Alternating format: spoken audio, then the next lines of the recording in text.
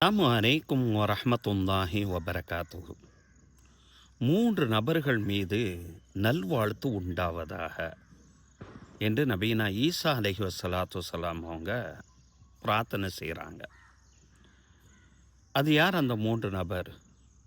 இந்த செய்தியை இமாம் இப்னு முபாரக் மற்றும் முஸ்னத் இமாம் அஹமதில் இந்த செய்தி பதிவு செய்யப்பட்டிருக்கு. யார் அந்த 3 நபர்? யார் தேவையில்லாத நேரத்தில் பேசாமல் தேவையுள்ள நேரத்தில் மட்டும் பேசுவதற்கு தன்னுடைய நாவை கட்டுப்படுத்தி வைத்திருக்கிறாரோ இப்படிப்பட்ட அந்த நபரின் மீது நல்வாழ்த்து உண்டாவதாக.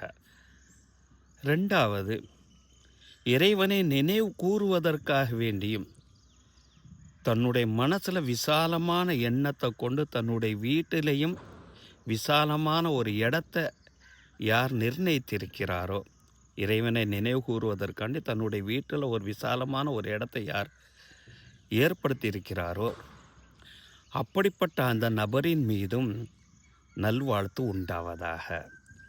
3வதாக சொல்கிறாங்க, செய்திருக்கக்கூடிய அந்த பாவத்தை நினச்சி யார் இறைவனிடம் மன்றாடி அழுது புலம்புகிறாரோ இப்படிப்பட்ட நபரின் மீதும் நல்வாழ்த்து உண்டாவதாக என்று நபீனா ஈசா அலைஹி வஸ்ஸலாத்து வஸ்ஸலாம் அவர்கள் பிரார்த்தனை செய்தாங்க.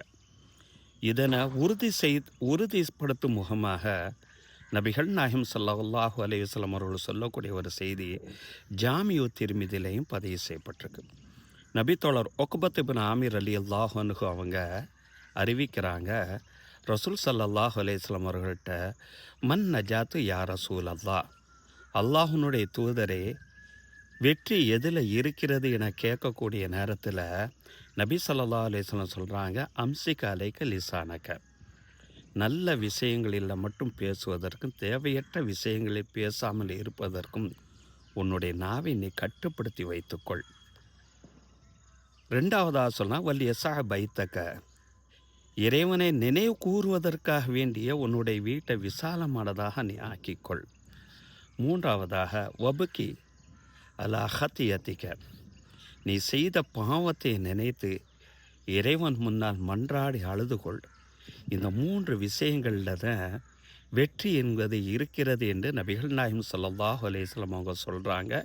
இந்த ஹதீஸ் ஜாமியு திர்மிதியில் பதிவு செய்யப்பட்டிருக்கு. இதே 3 விஷயத்தை தான் நபியினா ஈசா அலைஹி ஸலாம் அவர்கள் இத்தகைய நபர்கள் மீது சுபசோனம் உண்டாவதாக நல்வாழ்த்து உண்டாவதாக என்று மேல் கூறப்பட்ட செய்தியில் சொல்லி தந்தாங்க. இதனே நமக்கு வாழ்நாளில் கடைபிடிக்கக்கூடியவர்களாக ஆகுவோமாக.